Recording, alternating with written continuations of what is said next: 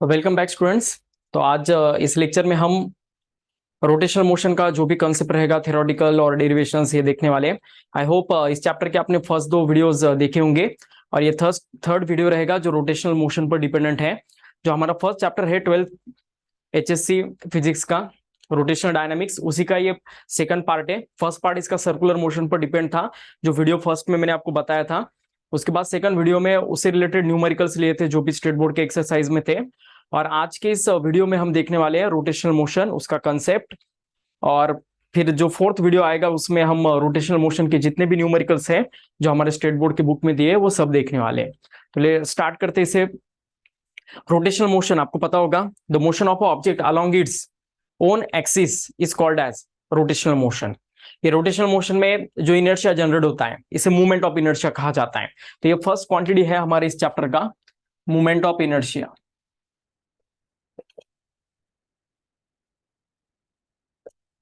जिसे हम आई से इंडिकेट करते हैं। और मोमेंट ऑफ इनर्शिया किसका प्रोडक्ट रहेगा आप देखिएगा, summation I going from 1 to n M I R I square. ये जनरल फॉर्मूला है मोमेंट ऑफ इनर्शिया का। Moment of inertia is nothing but summation of product of mass and square of the perpendicular distance from the axis of rotation. Suppose अगर एक body है तो इसे हमें n particles में distribute करना है। ये उस बॉडी का एक्सिस ऑफ रोटेशन है जिसके अराउंड ये बॉडी रोटेट हो रही है। तो ये फर्स्ट पार्टिकल है तो इसका मास m1 रहेगा और एक्सिस ऑफ रोटेशन से इसका परपेंडिकुलर डिस्टेंस r1 आएगा। फिर मास m2 है, उसका एक्सिस ऑफ रोटेशन से डिस्टेंस आएगा r2। लाइक दैट इस बॉडी को हमें n पार्टिकल्स में डिस्ट्रीब्यूट करना है और हर पार्टिकल का मास का उस पार्टिकल के और एक्सिस ऑफ रोटेशन से बीच में रहने वाला परपेंडिकुलर डिस्टेंस के स्क्वायर का प्रोडक्ट और इसका समेशन हमें करना है, तब जाकर हमें मूवमेंट ऑफ इनर्शिया मिलने वाला है। तो सब ये बॉडी थी जो n पार्टिकल्स की थी। अगर एक ही पार्टिकल की बॉडी है तो उसको एक ही मास रहेगा और एक ही परपेंडिकुलर डिस्टेंस रहेगा। तो at that time movement of inertia निकालने का फॉर्मूला mr स्क्वायर रहेगा, जिसे हम इसका डायमेंशन निकाल सकते हैं और यूनिट भी। तो केजी मीटर स्क्वायर इसका ऐसा यूनिट रहेगा और सीजीएस यूनिट आने वाला है ग्राम सेंटीमीटर स्क्वायर और डायमेंशन आने वाला है m1 l2। Is it okay? तो ये फर्स्ट क्वांटिटी है हमारा। अगर बॉडी कंटिन्यूअस है, ये बॉडी को जैसे मैंने n पार्टिकल्स में डिस्ट्रीब्यूट किया था तो ऐसा न करते हुए बॉडी अगर कंटिन्यूअस है, ये हमारा एक्सिस ऑफ, ये हमारा ओरिजिन है कोऑर्डिनेट एक्सिस का, तो एक सर्टेन डिस्टेंस पर आपको एक छोटा सा मास कंसीडर करना है dm, जिसका परपेंडिकुलर डिस्टेंस है हमारे ओरिजिन से r। Is it okay? तो फिर हमें इस पूरे बॉडी का अगर मूवमेंट ऑफ इनर्शिया निकालना है तो फिर हमें इंटीग्रेशन अप्रोच से जाना पड़ता है, क्योंकि हम गिन नहीं सकते कि इस बॉडी में कितने पार्टिकल्स हैं। जैसे यहां पर हमने गिना था तो n पार्टिकल्स थे, तो इस वजह से समेशन था। और अगर पार्टिकल इनफाइनाइट होते हैं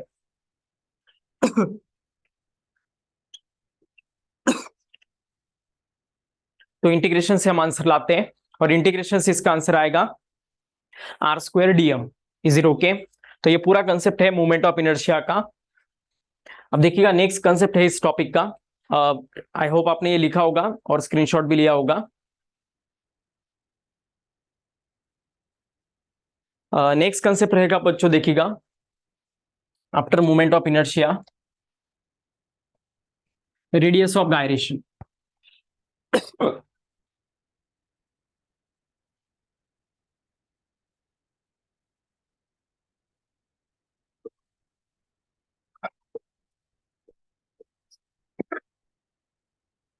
इसे हम के से इंडिकेट करते हैं। क्या कंसेप्ट है इसका देखिएगा, बॉडी को अगर हम n पार्टिकल्स में डिस्ट्रीब्यूट करते हैं तो मूवमेंट ऑफ इनर्शिया निकालने का फॉर्मूला ये है, summation I going from 1 to n M I R I square. अब ये बॉडी का है ना टोटल कुछ ना कुछ मास रहने वाला है, तो एज्यूम करो टोटल मास इस बॉडी का कैपिटल M रहेगा जिसको इसके सेंटर ऑफ मास पर आपको रखना है और वही एक्सिस ऑफ रोटेशन लेना है जो यहां पर था और इस बॉडी को रोटेट करना है। तो इस बॉडी का मूवमेंट ऑफ इनर्शिया कैसे निकालेंगे बच्चों हम, I is equal to m into R square आएगा, लेकिन इस r को हम k से इंडिकेट अगर करते हैं सपोज, तो ये आएगा I is equal to m k square. तो ये जो मूवमेंट ऑफ इनर्शिया है ये हमारे n पार्टिकल के मूवमेंट ऑफ इनर्शिया के साथ इक्वल आ जाता है। तो फिर इस बॉडी को जो डिस्टेंस पर हमें रखना है ना, इस डिस्टेंस को ही कहा जाता है रेडियस ऑफ गायरेशन। इस k is called as radius of gyration और इसका फॉर्मूला रहेगा k is equal to under root I by m. Is it okay? तो इसका डेफिनेशन अगर आपको बताना है तो मैं जैसे बता रहा हूं वैसे लिखिएगा। ये डेफिनेशन आपको 2 मार्क्स के लिए पूछा जाता है, एग्जाम में जरूर पूछा जाता है।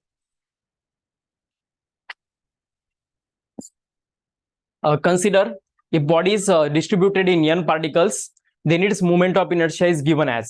Consider if body is distributed in n particles, then moment of inertia is given as I is equal to summation I going from 1 to n mi ri square. तो इस फॉर्मूले से हम मोमेंट ऑफ इनर्शिया निकालते हैं body को अगर n particles में डिस्ट्रीब्यूट करते हैं तो फिर आपको सिर्फ ऐसा डायग्राम निकालकर ये इक्वेशन लिखना है और फिर इसके नीचे लिखना है अभी ये लिखने के बाद। Now if we consider body as a point mass and total mass of a body is concentrated at its center of mass. Now if body is considered as a point mass and mass is concentrated at its center of mass, then moment of inertia is given by I is equal to mk square. Okay, in this condition body produce the, इसके नीचे लिखना है फिर ये लिखने के बाद, in this condition body produce the same movement of inertia as produce by the n particles. In this condition body produce same moment of inertia as produced by the n particles, then this distance k is called as radius of gyration. Then this distance k is called as radius of gyration. तो I hope आपको ये समझ में आ गया होगा। Radius of gyration का ऐसा unit है, डिस्टेंस है इस वजह से मीटर, सीजीएस यूनिट सेंटीमीटर और डायमेंशन आएगा इसका EL1। Is it okay? तो अच्छे से याद रखिएगा इसे। यही 2 बेसिक कॉन्सेप्ट्स हैं जो इस टॉपिक को स्टार्ट करते हैं आपको स्टडी करने पड़ते हैं। इसके बाद अब डेरिवेशन स्टार्ट करते हैं हम 1 बाय 1। इस टॉपिक का फर्स्ट और सबसे इंपॉर्टेंट डेरिवेशन है principle of parallel axis. Okay, so give the heading. ये 2 डेरिवेशन में से एक डेरिवेशन आने का प्रोबेबिलिटी बहुत ज्यादा है।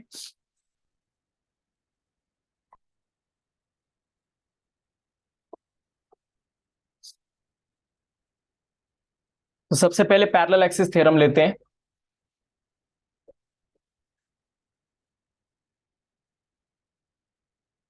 तो सपोज एक रिजिड बॉडी है, ये एक एक्सिस है,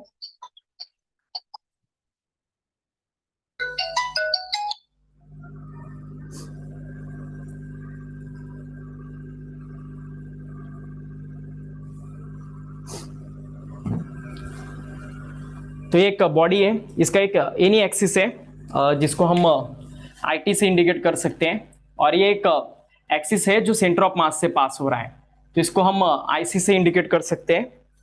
तो देखिएगा एक कोई भी एक रैंडम पॉइंट आपको D एज्यूम करना है यहाँ पर, यह हमारा पॉइंट O रहेगा, तो और ये पॉइंट हमारा C रहेगा क्योंकि ये सेंटर ऑफ मास है। तो O टू D आपको ज्वाइन करना है और C टू D आपको ज्वाइन करना है, और बाद में O टू C भी ज्वाइन करना है। O टू C को हम डिनोट करने वाले इस डिस्टेंस को H से। ये जो 2 पैरेलल एक्सिस नजर आ रहे हैं ना, इनके बीच का जो परपेंडिकुलर डिस्टेंस है वो H रहेगा, और इस पॉइंट D को है ना आपको आगे प्रोसीड करके एक परपेंडिकुलर ड्रॉ करना है। ये OC को आपको आगे प्रोसीड करना है, OC को आपको आगे एक्सटेंड करना है और D से एक परपेंडिकुलर यहाँ पर ड्रॉ करना है। तो ये एंगल हमारा 90 डिग्री होगा। इसको कुछ नाम दे दो, OCD, तो इसको A नाम दे देते हैं हम। ओके, तो ऐसा एक ट्रायंगल बनने वाला है OAD। ओके, ये राइट एंगल ट्रायंगल बनेगा, और एक छोटा वाला और एक राइट एंगल ट्रायंगल बनने वाला है DCA। ओके, तो ये 2 राइट एंगल ट्रायंगल्स बनने वाले हैं, और C टू A के बीच का जो डिस्टेंस है इसको आप X से भी इंडिकेट कर सकते हो फ्लेक्सिबिलिटी के लिए। तो ऐसा ये डायग्राम है, ये आपको निकालना पड़ेगा पैरेलल एक्सिस थ्योरम में। तो ये IT मतलब एक एनी एक्सिस है, IC मतलब सेंटर ऑफ मास का एक्सिस है। तो सभी डिस्ट्रीब्यूशन आपको समझ में आ गया। तो आपको स्टार्टिंग में इस डेरिवेशन के ये डायग्राम को एक्सप्लेन करना है कि ये है क्या, जैसे मैंने अभी आपको बताया, यही आपको वर्डिंग में एक्सप्लेन करना है। तो पैरेलल एक्सिस थ्योरम कहता क्या है हमें, movement of inertia about any axis is always equal to movement of inertia about a centre of mass plus total mass of a body and square of the perpendicular distance between that 2 axes. तो यही इसका statement है। Statement आप either पहले भी लिख सकते हो या फिर लास्ट में भी लिख सकते हो, आपके ऊपर है। थ्योरम है तो स्टेटमेंट लिखना ही पड़ेगा। तो यही इक्वेशन को आपको वर्डिंग फॉर्म में एक्सप्लेन करना है। तो अब इसका डेरिवेशन में यहाँ पर बता रहा हूँ एक एक करके, देखिएगा। पॉइंट डी पर है ना एक छोटा सा मास आपको एज्यूम करना है डीएम, और इंटीग्रेशन अप्रोच से आपको इसका मोमेंट ऑफ इनर्शिया निकालना है। तो इस पार्टिकल डी का डिस्टेंस हमारे इस आईटी एक्सिस से कितना है, ओडी है। तो इस वजह से हम लिख सकते हैं IT moment of inertia about any axis is OD square into DM आएगा, like that. Centre of mass के एक्सिस का मोमेंट ऑफ इनर्शिया लेते हैं हम आईसी, तो ये integration CD square into DM आएगा। ओके, आई होप आपको ये समझ में आ गया होगा। अभी देखिएगा, ये जो डिस्टेंस है ओडी, ये ओए प्लस एडी स्क्वायर का एडिशन है। तो क्या हम इसे ऐसा लिख सकते हैं? तो ओडी स्क्वायर को आपको यही इक्वेशन फिर से लेना है आईटी का, और इसी को एक्सपांड करना है। IT is equal to OD square into DM. तो ओडी स्क्वायर को हम लिख सकते हैं OA plus AD whole square into DM, और अभी इसका एक्सपांशन करना है हमें A plus B whole square के फॉर्मूले से। तो IT is equal to OA square plus AD square plus 2OA into OD, sorry 2OA into AD, ये आएगा इसका expansion integration into DM. Okay, तो अभी एक एक करके हमें सभी चीजों को एक्सपांड करना है। अब ये देखो O टू A जो डिस्टेंस है, ये अनदर दो चीजों का एडिशन है, OC plus CA। Okay, OC plus CA मतलब ये H प्लस X। तो इस वजह से आपको ये जो OA है डिस्टेंस, इसको H प्लस X का स्क्वायर आप स्प्लिट कर सकते हो। Just 1 minute. यहां पर है ना ओडी स्क्वायर डायरेक्ट स्क्वायर का एडिशन नहीं होगा, ओडी स्क्वायर इंडिविजुअल स्क्वायर का एडिशन होगा। पाइथागोरस थ्योरम अगर हम लगाएंगे तो OD square is nothing but OA square plus AD square होगा, और वो इंडिविजुअल स्क्वायर रहेगा। OA square plus AD square individual square रहेगा इंटू डीएम। और अभी ओए को आपको रिप्लेस करना है ओसी प्लस सीए के साथ। तो ओसी मतलब एच रहेगा और सीए मतलब एक्स रहेगा। तो ये आएगा H plus X, OA square का value plus AD square into DM. तो एच प्लस एक्स का होल स्क्वायर अगर हम करेंगे तो H square plus X square plus 2HX plus AD square, ऐसा कुछ आने वाला है इंटू डीएम। तो अभी ये डीएम और इंटीग्रेशन का साइन हर टर्म को देना है। और अच्छे से देखो, ये जो छोटा वाला ट्रायंगल है, इन ट्रायंगल CAD, तो इसमें पाइथागोरस थ्योरम लगाएंगे हम। तो CD square is equal to आ जाएगा x square plus CD square is equal to CA square plus AD square. तो x square plus AD square की जगह आप रिप्लेस कर सकते हो CD स्क्वायर से। तो यही मैं करने जा रहा हूँ, X square plus AD square की जगह आपको CD स्क्वायर पुट करना है, और फिर आएगा ये H square plus 2HX plus CD square into DM. तो अभी इंटीग्रेशन का साइन और डीएम हर टर्म को आपको देना है। तो integration H square into DM plus integration 2HX into DM plus integration CD square into DM आएगा। तो integration CD square into DM मतलब ये IC है, तो ये हमारा लास्ट टर्म बन जाएगा IC plus H square DM है, तो एच स्क्वायर कॉन्स्टेंट उसे बाहर निकालो, इंटीग्रेशन डीएम का आएगा। और इंटीग्रेशन 2HX डीएम का वैल्यू 0 आता है। क्यों आता है ये बताऊंगा मैं आपको, पहले हम फाइनल आंसर लिख लेते हैं। तो IC में पहले लिखता हूं, ये हमारा IT है, तो IT is equal to IC plus ये एच स्क्वायर, और डीएम का इंटीग्रेशन अगर हम करते हैं तो ये टोटल मास आ जाएगा, इसका EM आएगा। तो फाइनल आंसर आने वाला है IC square plus EMH square. तो इसका वैल्यू 0 क्यों होता है इंटीग्रेशन ऑफ 2HX डीएम का? तो x मतलब क्या है, परपेंडिकुलर डिस्टेंस है सेंटर ऑफ मास से इस पॉइंट D का। तो हमेशा अगर सेंटर ऑफ मास के अलोंग अगर हम बॉडी का रिवॉल्यूशन लेते हैं तो वो उसका इंटीग्रेशन हमेशा कांस्टेंट आता है। The moment of any point with respect to centre of mass is always equal to 0।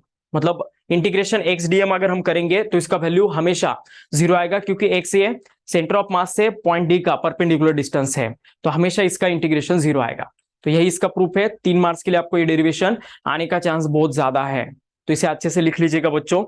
सिर्फ एग्जाम में इतना लिखोगे तो थोड़ा मार्क कम मिलेगा, आपको एक्सप्लेन कर करके लिखना है। जो जो लाइंस में कह रहा हूं डेरिवेशन बोलते वक्त, वो सभी आपको इंप्लीमेंट करना है। लिख लीजिएगा बच्चों इसे, और एक स्क्रीनशॉट भी ले लीजिएगा।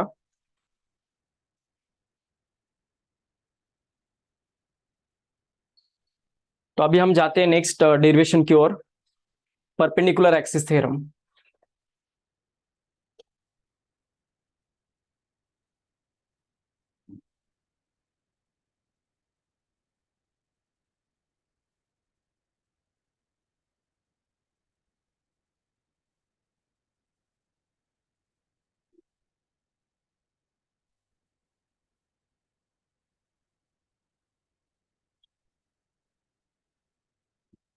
तो देखो यहाँ पर भी एक रिजिड बॉडी लेना है। ये एक एक्सिस है जिसे हम जेड एक्सिस ट्रीट कर सकते हैं, और इस बॉडी से पास होने वाले अनदर टू एक्सिस है।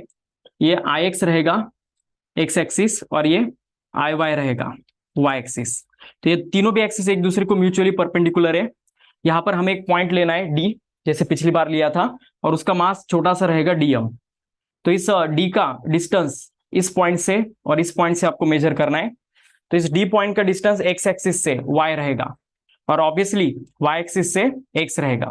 ठीक है, तो यहाँ पर अगर हम एक लाइन ड्रॉ करते हैं तो देखिएगा, ये अगर एक्स है तो ये भी एक्स रहेगा, ये अगर वाई है तो ये भी वाई रहेगा, क्योंकि रेक्टेंगुलर फॉर्मेट है। और कुछ नाम दे देते हैं, जैसे सेंटर है तो ओ, इसको ए नाम देते हैं, इसको बी नाम देते हैं। तो ऐसा एक क्वाड्रिलेटरल फॉर्म होने वाला है ओ ए डी और बी, जिसमें ये एंगल परपेंडिकुलर रहने वाला है। देखिएगा अब, तो ये एंगल और ये एंगल परपेंडिकुलर रहेगा। ये दोनों भी हमने परपेंडिकुलर ड्रॉ किए डी पॉइंट से एक्स एक्सिस पर और डी पॉइंट से वाई एक्सिस पर। तो अच्छे से देखो अब, अगर हम movement of inertia along the x axis लेते हैं तो उसका पॉइंट डी से डिस्टेंस कितना है, वाई। इस वजह से एक्स एक्सिस का मूवमेंट ऑफ इनर्शिया आएगा I x is equal to y square d m integration I y. अगर हम करेंगे तो क्या आएगा बच्चों, बताओ, थोड़ा अच्छे से इमेजिन करो। ये वाई एक्सिस है हमारा, और वाई एक्सिस का डिस्टेंस पॉइंट डी से कितना है, एक्स है। इस वजह से इसका मूवमेंट ऑफ इनर्शिया आने वाला है एक्स स्क्वायर डी एम। और वही अगर हमें जेड एक्सिस का मूवमेंट ऑफ इनर्शिया चाहिए आई जेड, तो ये क्या आने वाला है बताओ बच्चों। जेड एक्सिस का मूवमेंट ऑफ इनर्शिया अगर हम लेते हैं पॉइंट डी से, तो पॉइंट डी से इसका परपेंडिकुलर डिस्टेंस है ओडी। इस वजह से ये आएगा ओडी स्क्वायर इंटू डीएम। लेकिन आप अच्छे से देखोगे, ये जो ट्रायंगल है ओबीडी, इन ट्रायंगल ओबीडी अगर हम पाइथागोरस थ्योरम लगाते हैं तो OD square is equal to क्या आएगा, OD square is equal to OB square plus BD square आएगा। तो यही हमें रिप्लेस करना है यहाँ पर। तो I Z is equal to आने वाला है OB square plus BD square into DM. तो इसको स्प्लिट कर देते हैं हम, तो OB square into DM plus integration BD square into DM. Just integration का साइन और डीएम को सेपरेट किया है। तो ओबी स्क्वायर मतलब ही क्या है बताओ बच्चों, डायग्राम में ऑब्जर्व करो। और ओबी स्क्वायर मतलब ही क्या है, वाई स्क्वायर। तो इंटीग्रेशन वाई स्क्वायर डीएम आएगा, प्लस बीडी स्क्वायर मतलब क्या है, एक्स, तो एक्स स्क्वायर डीएम आएगा। और वाई स्क्वायर डीएम मतलब ही क्या है बच्चों, आई एक्स। तो इस वजह से I Z is equal to क्या आएगा, I x plus I y. This is what we call it as a perpendicular axis theorem. Moment of inertia about axis perpendicular to the plane passing through the z axis is always equal to sum of moment of inertia about two mutually perpendicular axes, that is ix plus iy. Okay, तो ये बहुत simple derivation है पहले derivation से भी। तो ये आने का चांस थोड़ा कम है, पैरेलल एक्सिस थ्योरम आने का चांस एग्जाम में ज्यादा है। तो अच्छे से करके रखना, ये दोनों भी डेरिवेशन 3 मार्क्स के लिए पूछे जाते हैं। पिछले साल की कुछ एग्जाम में लगातार अल्टरनेटली ये पूछे जाते हैं, इस वजह से इस साल एग्जाम में दोनों में से एक आने का चांस बहुत ज्यादा है। 3 डेरिवेशन है इस टॉपिक के जो इंपॉर्टेंट है, angle of banking, perpendicular axis theorem and parallel axis theorem. इन तीनों में से एक डेरिवेशन पक्का आएगा। ओके, तो आई होप आपने लिखा होगा, इसे रफ करते हैं हम अब। तो इन्हीं दो थ्योरम्स का यूज करके आपको अलग अलग शेप जो रहते हैं बॉडी के, उसका मूवमेंट ऑफ इनर्शिया निकालना है अलग अलग एक्सिस पर।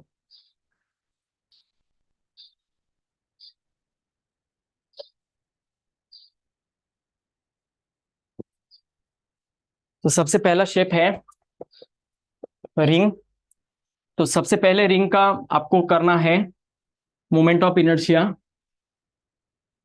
सेंटर ऑफ मास का। पहला केस रहेगा इसका सेंटर ऑफ मास।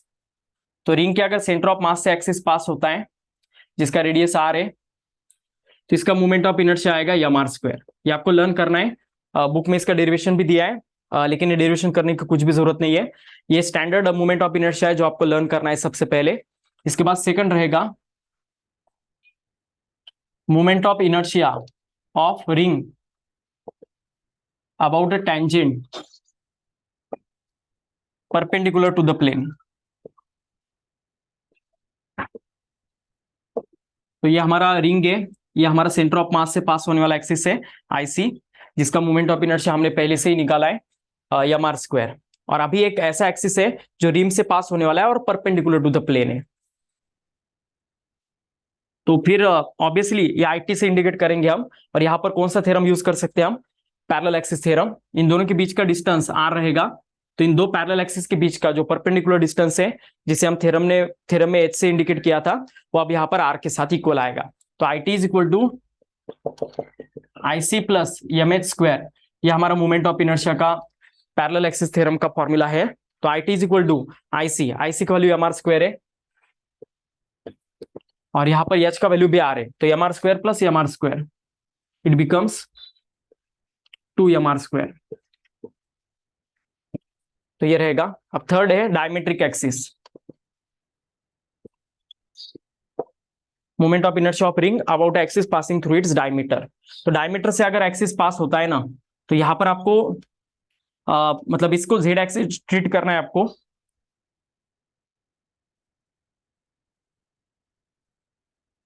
सपोज ये हमारा जेड एक्सिस है जो आईसी के साथ इक्वल है परपेंडिकुलर टू द प्लेन। तो अब इसको दो प्लेन से पास होने वाले म्यूचुअली परपेंडिकुलर एक्सिस का मोमेंट ऑफ इनर्शिया, ये दोनों एक्सिस मतलब ही डायमीटर से पास होने वाले हैं। तो इसको आप एक को आई एक्स ले सकते हो, एक को आप ले सकते हो आई वाई। ये दोनों भी आई जेड एक्सिस को परपेंडिकुलर है।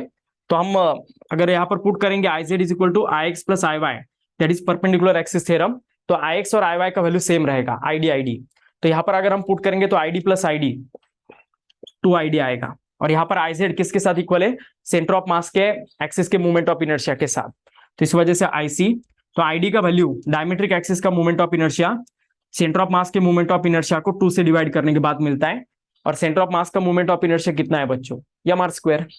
तो इस वजह से इसका आंसर आएगा एम आर स्क्वायर बाई 2। और लास्ट है अब movement of inertia of tangent parallel to plane. तो पैरेलल टू प्लेन रहा तो ये डायमेट्रिक एक्सिस को पैरेलल रहने वाला है आईडी को। इन दोनों के बीच में distance H is equal to R रहेगा। और I T is equal to क्या आने वाला है?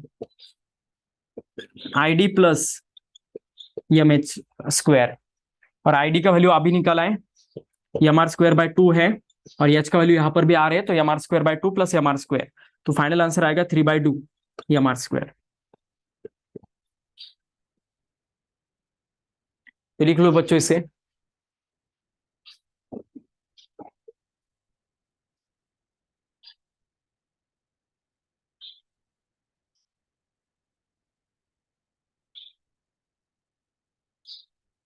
अब रिंग के बाद नेक्स्ट स्टैंडर्ड शेप है बच्चों डिस्क। उसके भी ऐसे ही 4 एक्सिस बनते हैं। डिस्क सिर्फ अंदर से भरा हुआ रहेगा, और रिंग मतलब सिर्फ एक जो एक रिंग आपको पता होगा, सिर्फ वो रिम पर ही प्रेजेंट रहेगा, सरकमफरेंस पर। लेकिन डिस्क मतलब अंदर से पूरा भरा हुआ रहेगा, जैसे हमारा खाने का थाली होता है तो वैसा। तो इस वजह से रिंग का सेंटर ऑफ मास का मूवमेंट ऑफ इनर्शिया आता है एम आर स्क्वायर बाय 2। ये पहला चेंज आएगा। तो उसका भी परपेंडिकुलर एक्सिस ऐसे ही करेंगे हम अगर, तो M are square by 2 plus M R square. तो फाइनली इसका आंसर आएगा 3/2 एम आर स्क्वायर। इसके बाद डायमेट्रिक एक्सिस का आईडी प्लस आईसी बाय 2, लेकिन आईसी का value M are square by 2 है, और एक बार 2 से डिवाइड करेंगे तो एम आर स्क्वायर बाय 4 बन जाएगा। और लास्ट है m are square by 4 diametric axis का movement of inertia plus M R square, so it becomes 5/4 m are square. Cross multiply करके देखो, m are square by 4 plus M R square, it becomes 5/4 m are square. तो ये रहेगा disc के लिए। तो इसे भी लिख लो बच्चों अच्छे से। Take the screenshot. ये सेकंड शेप है। इसके बाद थर्ड शेप है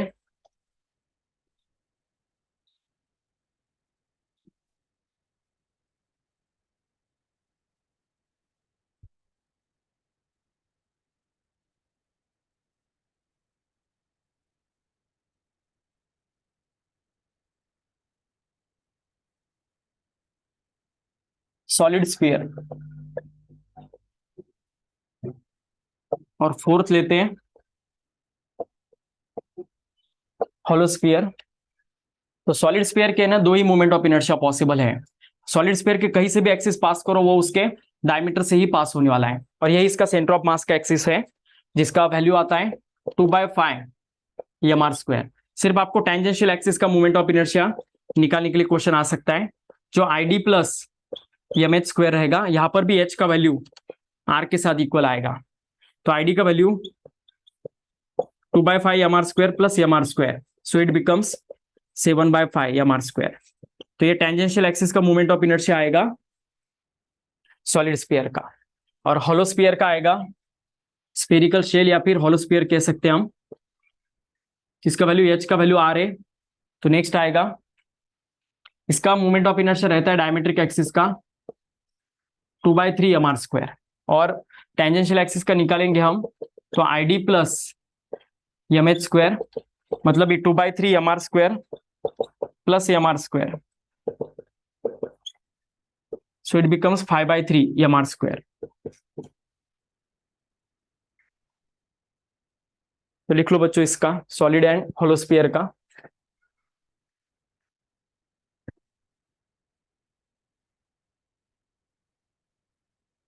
आई होप आपने स्क्रीनशॉट लिया होगा।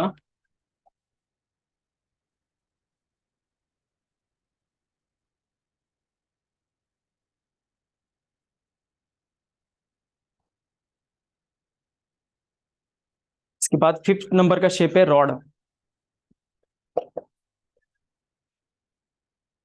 तो रॉड को है ना अभी लेंथ रहता है, तो ये रॉड का अगर लेंथ यल है तो फिर इसका सेंटर ऑफ मास का मोमेंट ऑफ इनर्शिया आएगा ml²/12।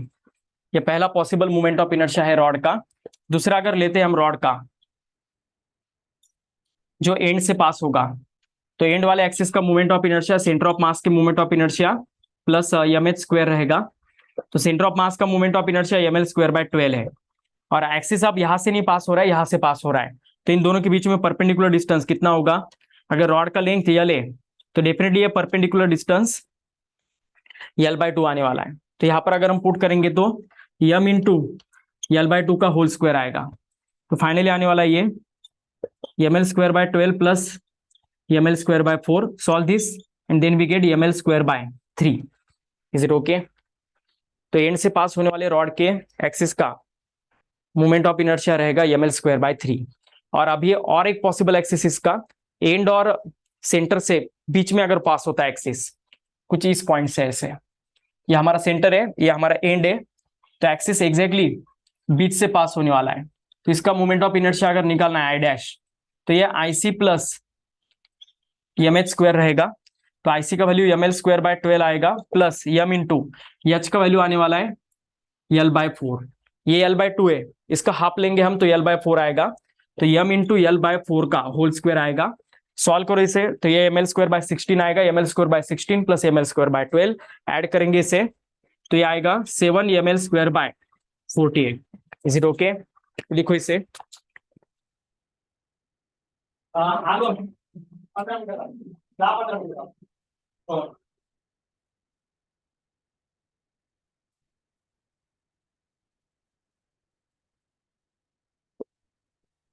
आई होप आपने लिखा होगा तीनों भी moment of inertia.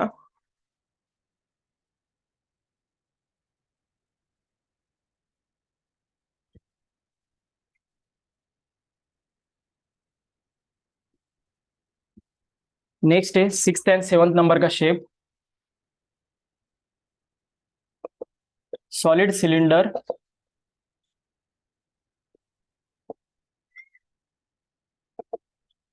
And hollow cylinder.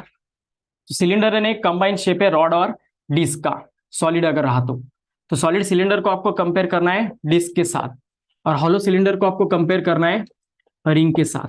तो इसका अगर ये वाले एक्सिस से अगर एक्सिस पास होता है तो इसका मोमेंट ऑफ इनर्शिया रिंग के साथ इक्वल आएगा अगर वो हॉलो सिलेंडर है तो, और इसका मोमेंट ऑफ इनर्शिया डिस्क के साथ इक्वल आएगा अगर वो सॉलिड सिलेंडर है तो। और इसका आंसर आएगा mr²/2। ओके, और वही अगर हॉलो सिलेंडर है तो उसके सेंटर से पास होने वाले एक्सिस का मोमेंट ऑफ इनर्शिया है यम आर स्क्वायर, जो हमारे रिंग का होता है। लेकिन अभी अगर एक्सिस ऐसा परपेंडिकुलर रहा तो इसका moment of inertia I dash is equal to क्या रहेगा, आप देखिएगा। पहले तो इसे रॉड कंसिडर करना है आपको। इसका लेंथ अगर रियल है सिलेंडर का तो इसका मोमेंट ऑफ इनर्शिया आएगा यम एल स्क्वायर बाय 12। लेकिन अगर आप इस साइड से देखोगे इस एक्सिस को तो आपको ऐसा नजर आएगा कि ये डिस्क के डायमीटर से पास होने वाला एक्सिस है। इस वजह से डिस्क का डायमीटर का मोमेंट ऑफ इनर्शिया आएगा यम आर स्क्वायर बाय 4। तो ये कंबाइंड मोमेंट ऑफ इनर्शिया आएगा सॉलिड सिलेंडर का परपेंडिकुलर एक्सिस के साथ, और इसका भी आएगा हॉलो सिलेंडर का M L square by 12 plus. अब ये जो डायमीटर है ना, ये जो एक्सिस है ये रिंग के डायमीटर से पास होने वाला है, इस वजह से इसका आएगा एम आर स्क्वायर बाय 2। तो आई होप आपने लिखा होगा। इसके बाद और एक शेप होता है, ये हमारा सीक्वेंस वाइज 6th और 7th नंबर का शेप है। 8th नंबर का शेप है एन्युलर डिस्क। एन्युलर डिस्क का सिमिलर होता है जैसा हमारा नॉर्मल डिस्क होता है, सिर्फ एन्युलर डिस्क को है ना 2 रेडियस होते हैं, inner radius R1, outer radius R2। तो इस वजह से इसका नॉर्मल मोमेंट ऑफ इनर्शिया आएगा सेंटर ऑफ मास का परपेंडिकुलर टू द प्लेन। तो M in bracket R1 square plus R2 square by 2, जैसे हमारा रिंग का होता है ना यम आर स्क्वायर बाय 2, सिर्फ आपको आर की जगह क्या रिप्लेस करना है, R1 square plus R2 square. तो अगर इसका डायमीटर का पूछते हैं तो कितना आता, यम R1 square plus R2 square by 4। जैसा फॉर्मूला है वैसा ही, सिर्फ एनुलर डिस्क रहा तो 2 रेडियस लेना पड़ेगा instead of R square. Last shape है अब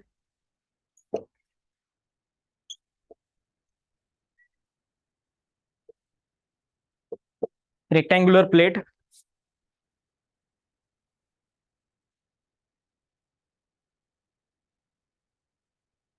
तो रेक्टेंगुलर प्लेट के जिस साइड को एक्सिस परपेंडिकुलर है वही साइड आपको लेना है। सपोज ये रेक्टेंगल है, ये साइड ए है, ये साइड बी है। तो एक्सिस अगर ऐसे पास होता है बी को परपेंडिकुलर तो फिर मोमेंट ऑफ इनर्शिया आएगा I B is equal to M B square by 12। और एक्सिस अगर ऐसे पास होता है ए को परपेंडिकुलर तो ये आएगा एम ए स्क्वायर बाय 12। लेकिन एक्सिस अगर एग्जैक्टली बीच से पास होता है दोनों को भी परपेंडिकुलर तो फिर इसका मोमेंट ऑफ इनर्शिया आएगा एम बाय 12 ए स्क्वायर प्लस बी स्क्वायर। तो बस यही इतने पॉसिबल शेप्स है जिसके ऊपर क्वेश्चंस आपको आ सकते हैं।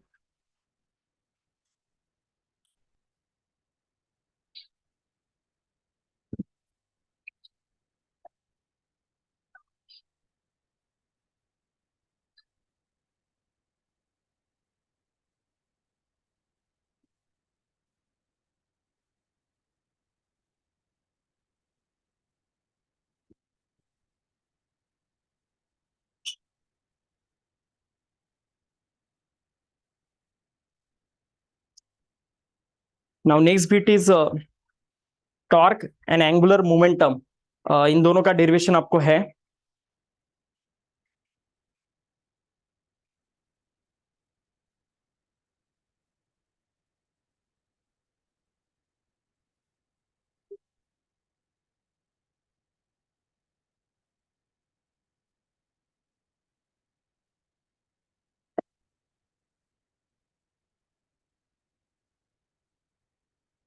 तो हेडिंग दीजिएगा बच्चों आप, डेरिवेशन फॉर टॉर्क।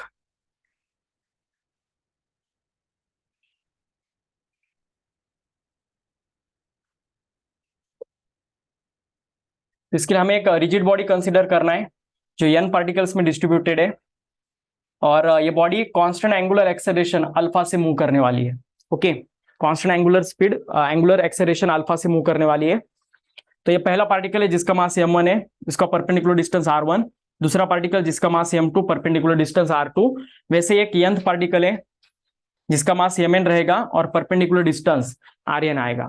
तो पहले पार्टिकल का अगर लीनियर एक्सेलरेशन निकालते हैं हम, ऐसे लिखना है आपको, the linear acceleration of first particle is a1 is equal to r1 alpha आएगा, similarly a2 is equal to r2 alpha, like that.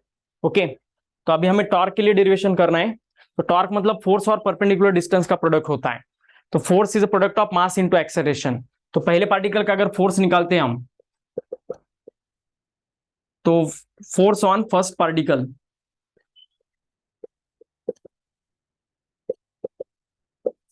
force on first particle is given by F1 is equal to A1 M1 A1। तो A1 का value R1 alpha है, तो ये M1 R1 alpha ऐसा आने वाला है। तो सिमिलरली अगर हम फर्स्ट पार्टिकल का टॉर्क निकालते हैं,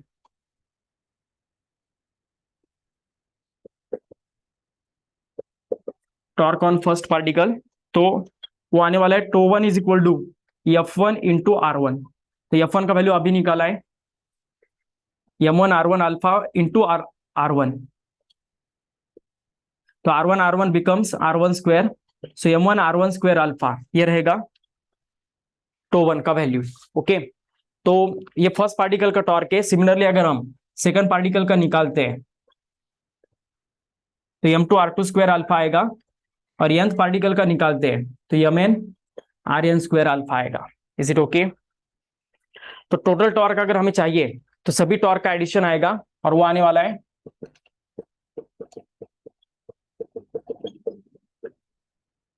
to is equal to tau one plus tau two plus dot dot dot tau N. तो टो वन का वैल्यू आएगा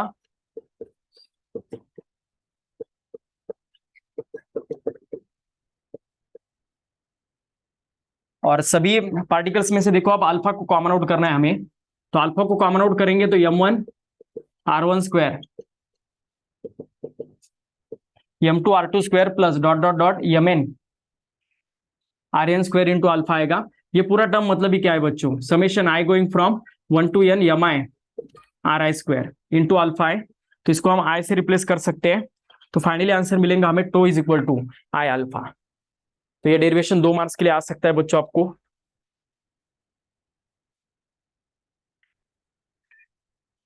take the screenshot.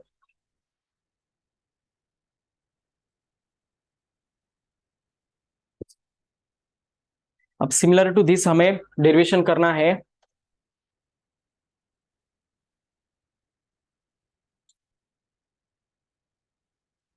Angular momentum का।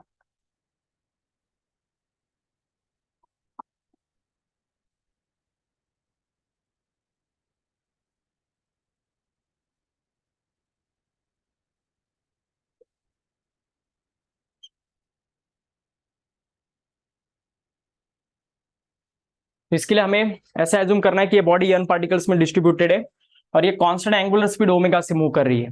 तो फर्स्ट पार्टिकल का लीनियर स्पीड अगर हम निकालते हैं तो R1 ओमेगा आएगा। सिमिलरली nth पार्टिकल का निकालेंगे तो Rn ओमेगा आएगा। अभी हमें एंगुलर मोमेंटम के लिए डेरिवेशन करना है। Angular momentum L is equal to P into R आएगा। P मतलब लीनियर मोमेंटम आएगा जो मास और वेलोसिटी का प्रोडक्ट होता है।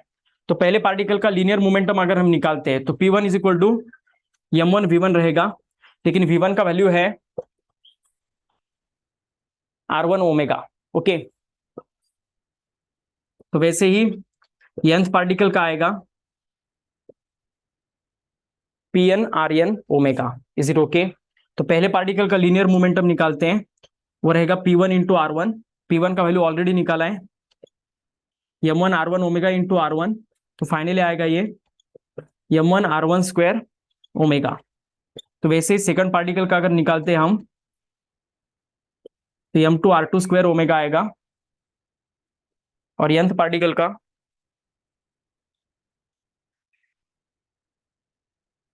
Mn Rn स्क्वायर ओमेगा आएगा। तो अगर टोटल एंगुलर मोमेंटम हम निकालना चाहते हैं तो ये सभी एंगुलर मोमेंटम का एडिशन आएगा,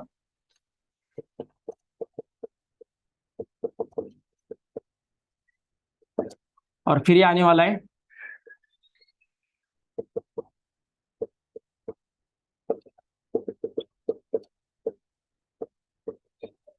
तो सब में से ओमेगा को कॉमन आउट करते हैं हम,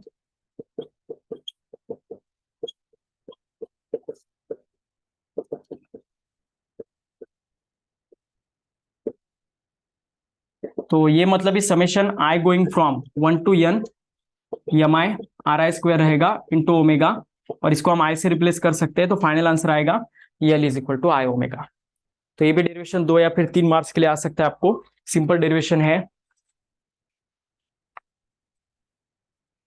सिर्फ हर लाइन लिखते समय ना पहले कुछ वर्डिंग में लिखना जैसे the linear momentum of first particle is given by the linear velocity of first particle is given by, तो ऐसा लिखते लिखते जाना है, थोड़ा मिर्च मसाला लगाकर आपको इसको पेश करना है।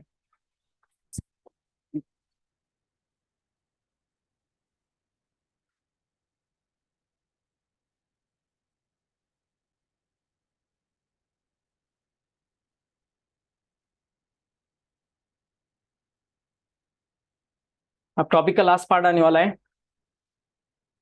रोटेशनल काइनेटिक एनर्जी का, और उसके लिए भी डेरिवेशन करना है हमें, कुछ ऐसा ही है।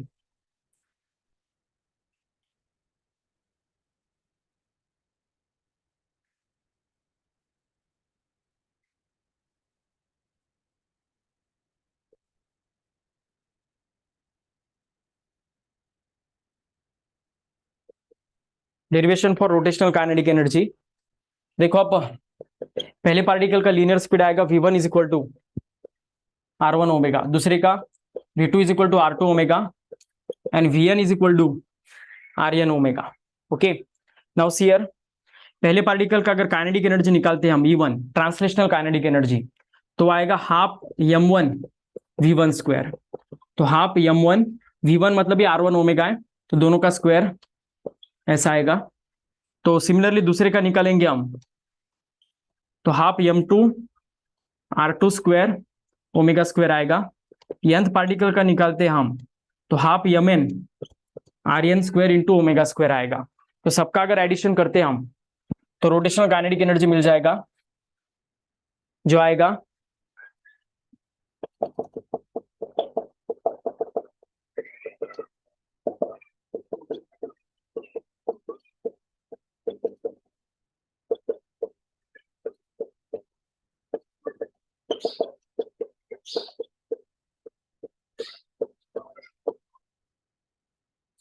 और फाइनली देखिएगा हाफ और ओमेगा स्क्वायर को कॉमन आउट करना है, dot dot dot mn rn square omega square. तो ये मतलब ही क्या है बच्चों, summation I going from 1 to n mi ri square into omega square, मतलब ही ये हमारा आई है। तो फाइनल आंसर आएगा rotational kinetic energy E R का half I omega square. So write this. ये तीनों डेरिवेशन आने का संभावना बहुत कम है, लेकिन कह नहीं सकते कि आ ही नहीं सकते, मे बी पॉसिबल, और आ गए तो बहुत सिंपल है, आपने देखा ये इनको करना कैसे है। Take the screenshot.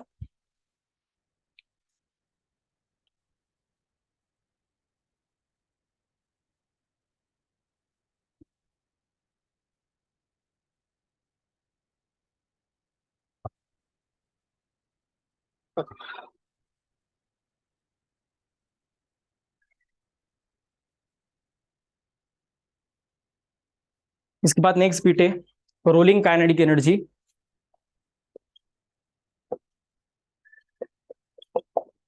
तो रोलिंग कंडीशन क्या होता है, देखो अब,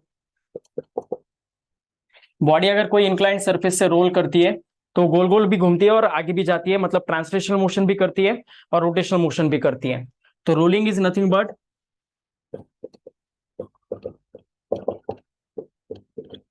ट्रांसलेशनल प्लस रोटेशन आएगा, और ट्रांसलेशनल काइनेटिक एनर्जी होता है हमारा हाफ एम वी स्क्वायर, और रोटेशनल काइनेटिक एनर्जी अभी निकाला हाफ आई ओमेगा स्क्वायर। तो ये टोटल काइनेटिक एनर्जी आएगा,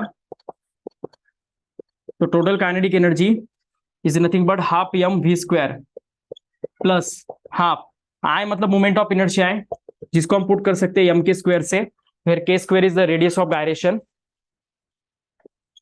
और ओमेगा मतलब क्या रहेगा वी बाय आर, लेकिन यहाँ पर ओमेगा का स्क्वायर है, तो V square by R square आप पुट कर सकते हो।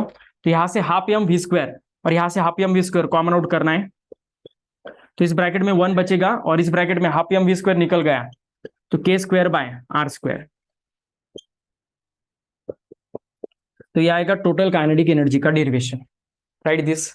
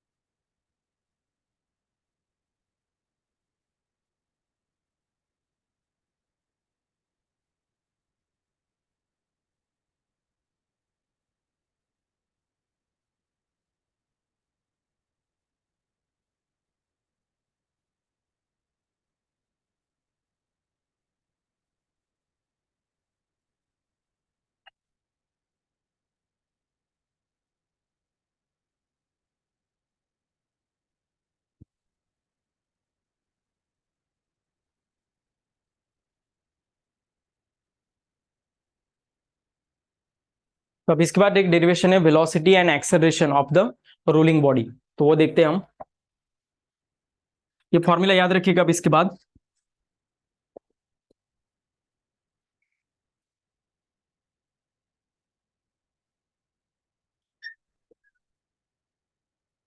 Velocity and acceleration in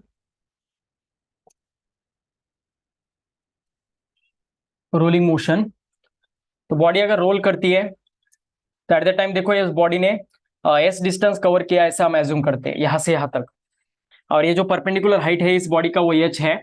initially ये बॉडी रेस्ट पर है लेकिन हाइट पर है, इस वजह से इसके ऊपर पोटेंशियल एनर्जी रहेगा, और फाइनली ये कन्वर्ट होने वाला है काइनेटिक एनर्जी में। लेकिन कौन सा, ये जो बॉडी है ये रोल होते होते नीचे आ रही है, तो इसमें ट्रांसलेशनल काइनेटिक एनर्जी भी रहेगा और रोटेशनल काइनेटिक एनर्जी भी रहेगा। तो potential energy in this condition is equal to total kinetic energy. Potential energy का फॉर्मूला रहेगा mgh, और ट्रांसलेशनल काइनेटिक एनर्जी का रहेगा half M V square in bracket 1 plus K square by R square.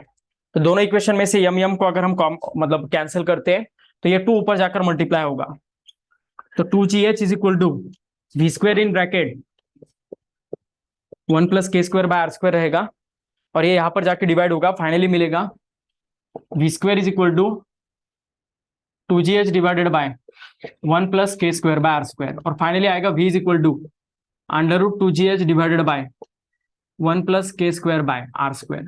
तो ये रहेगा velocity of a rolling body का derivation. अब इसमें एक्सेलरेशन के लिए डेरिवेशन करना है हमें।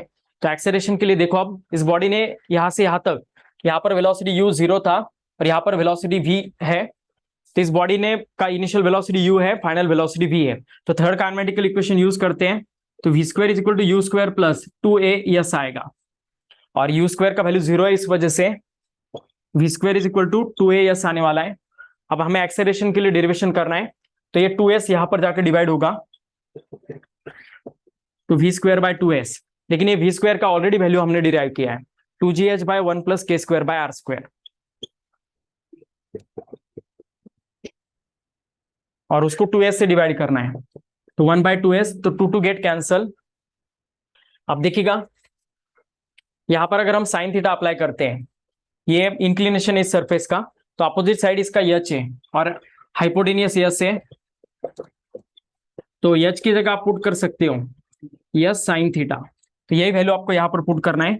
ए is equal to G H है, एच की जगह यस साइन थीटा रहेगा और divided by 1 plus K square by R square into S रहेगा, तो S S cancel, finally answer आएगा G sine theta divided by 1 plus K square by R square. तो ये रहेगा हमारा final answer acceleration in rolling motion का और velocity इन rolling motion का। ये डेरिवेशन पूरा 3 मार्क्स के लिए आ सकता है बच्चों आपको, तो अच्छे से लिखिएगा इसे।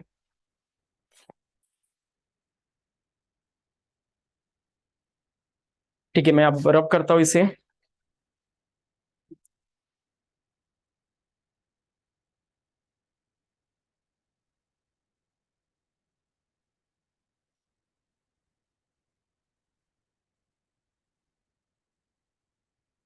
लास्ट है अभी कुछ काइनेटिक एनर्जी के रेशियोज आपको पूछे जा सकते हैं, जैसे translational kinetic energy to total kinetic energy, तो ये आएगा half M V square divided by half M V square in bracket 1 plus K square by R square, तो ये कैंसिल हो जाएगा और फाइनल आंसर आएगा 1 plus K square by R square. ये रेशियो रहेगा translational kinetic energy to total kinetic energy का ratio, अगर तो इसको ईटी और ई टी के से इंडिकेट करते हैं, ये पहला रहेगा। दूसरा translational kinetic energy to total kinetic energy, इन दोनों का अगर डेरिवेशन लेते हैं हम, सॉरी रोटेशनल काइनेटिक एनर्जी का, तो ये आएगा half M V square divided by half I omega square, लेकिन आई की जगह आपको पता है हम क्या पुट कर सकते हैं, हाफ एम के स्क्वायर, और ओमेगा स्क्वायर की जगह V square by R square, तो half M V square get cancel, finally आएगा 1 बाय के स्क्वायर बाय आर स्क्वायर। तो ये रहेगा kinetic energy total divided by kinetic energy rotational का रेशियो।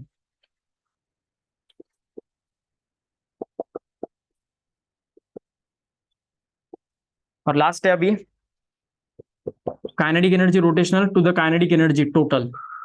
तो रोटेशनल का फॉर्मूला है हाफ आई ओमेगा स्क्वायर और टोटल का है half M V square in bracket 1 + k² by R square. तो इसको हम रिप्लेस कर सकते हैं half M K square into V square by R square divided by half M V square in bracket 1 + k² by R square. तो ये पूरा term cancel होगा और फाइनली आएगा k² by R square divided by 1 + k² by R square. तो ये रहेगा हमारा final answer, E rotational by E total kinetic energy का रेशियो।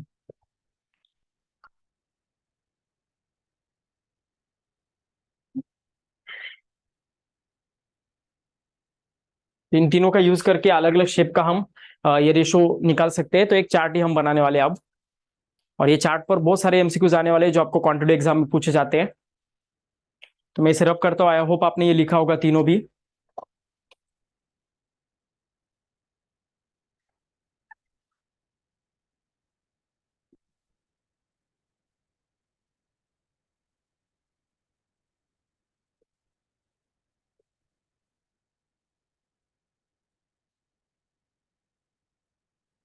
ये E total by E translational by E total kinetic energy का ratio है। फिर E translational divided by E rotational 1/k² by R square, और E rotational divided by E total k² by R square divided by 1 + k² by R square. तो अलग अलग shape से उनके name यहां पर लिख रहा हूं मैं। पहला आएगा रिंग, और रिंग का एग्जैक्ट सेम होता है हॉलो सिलेंडर के साथ। इसका k² बाय आर स्क्वायर का वैल्यू 1 आता है, तो ये आएगा 1 + 1 मतलब 2। तो यहाँ पर हाफ आने वाला है। यहाँ पर अगर 1/1 का रेशियो लिया तो ये 1 ही आएगा, और यहाँ पर 1/1 + 1 मतलब हाफ। तो ये आने वाला है पहला फॉर्मूला रिंग और हॉलो सिलेंडर का। इसके ऊपर जितने भी ब्रैकेट में वैल्यू नजर आ रहे हैं उतने एमसीक्यूज बन सकते हैं। दूसरा है डिस्क या फिर सॉलिड सिलेंडर का। तो सॉलिड डिस्क के लिए फॉर्मूला रहेगा k² बाय आर स्क्वायर का हाफ, तो 1/1 + हाफ, तो 2/3 आएगा यहाँ पर। उसका रेसिप्रोकल किया फाइनल स्टेप में, तो फिर ये 1/1/हाफ मतलब ये 2 आएगा, और यहाँ पर आएगा ½/3/2, तो 2 कैंसिल होगा, 2/3 आएगा।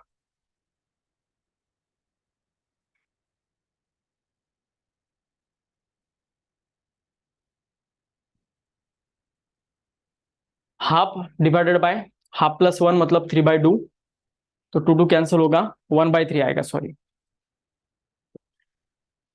और नेक्स्ट है solid cylinder, sorry solid sphere. तो सॉलिड स्फीयर के लिए 2/5 होता है k² बाय आर स्क्वायर, तो 2/5 + 1 7/5 होगा, और 5/7 उसका रेसिप्रोकल फाइनली आ जाएगा। करके देखो बच्चों ये सभी। इसके बाद नेक्स्ट है 1/k² बाय आर स्क्वायर, तो ये 5/2 आएगा, 2/5 का रेसिप्रोकल हो। Just 1 minute.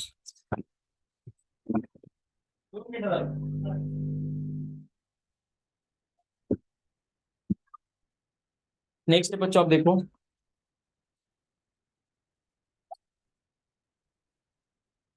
2/5 + 1, ये 7/5 आएगा, और यहाँ पर 2/5 5/5 कैंसल, तो यहाँ पर 2/7 आने वाला है।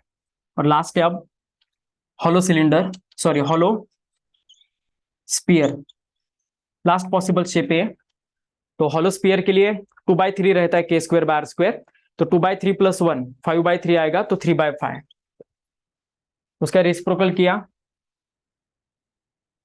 तो 2/3 का 3/2 आएगा, और 2/3 + 1 5/3, और 2/3 तो 2/5।